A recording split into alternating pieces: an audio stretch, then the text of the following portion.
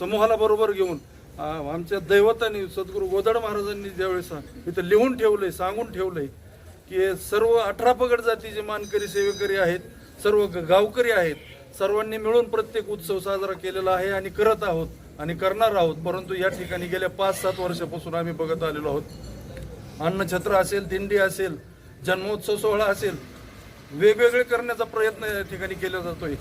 अन्नछत्र घ्या, कर्जत मधली ख्याती अशी आहे, आमचा कर्जत मधील व्यापारी बांधव असेल, कर्जतचा पेठतला प्रत्येक माणूस, कर्जतला येणारा शेतकरी असेल, सद्गुरू गोदड महाराजांचं दर्शन घेऊन कपाळाला बुक्का लावल्याशिवाय बाहेर कामाला लागत नाही, दुकानाचं शटर उघडत नाही.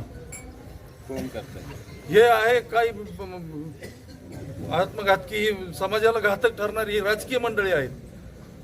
हे काही पाटील मंडळी आहेत, कोण असतील नाव मला माहित नाही वैयक्तिक, परंतु यांनी ह्या गेल्या 5 ते 7 वर्षापासून हा घाट घातलेला आहे आणि मंदिरात राजकारण चालू आहे. हे आम्हाला कदापिही मान्य नाही.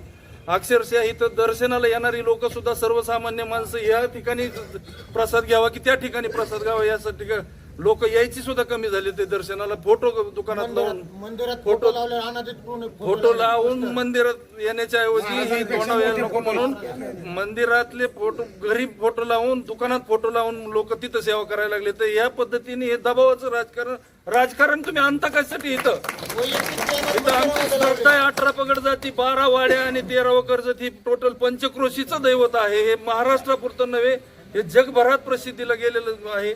आणि तुम्ही आज ही कुठंतरी मुठीत घेण्याचा प्रयत्न करत आहात आणि महाराजांचं इथं महत्व कमी करण्याचा प्रयत्न करत आहात. त्यामुळे मी संतोष नलवडे, मानकरी सेवेकरी महाराजांचा निस्सीम भक्त, या ठिकाणी मी या झालेल्या घटनेचा जाहीर असा निषेध करतो आणि मी अगदी तळमळीने सांगतो, यामध्ये मार्ग निघावा. कोणी याच्यात राजकारण केलं असेल, कोणी वरिष्ठ नेते असतील, त्यांनी यात लक्ष घालावं आणि यातून मार्ग काढावा. अन्यथा आज जे शांततेत चाललेलं आंदोलन आहे हे तीव्र स्वरूपात केलं जाईल आणि त्याला सर्वस्वी जबाबदार प्रशासन राहील. आणि एवढंच मी या ठिकाणी गावकऱ्यांच्या वतीने मानतो आणि थांबतो.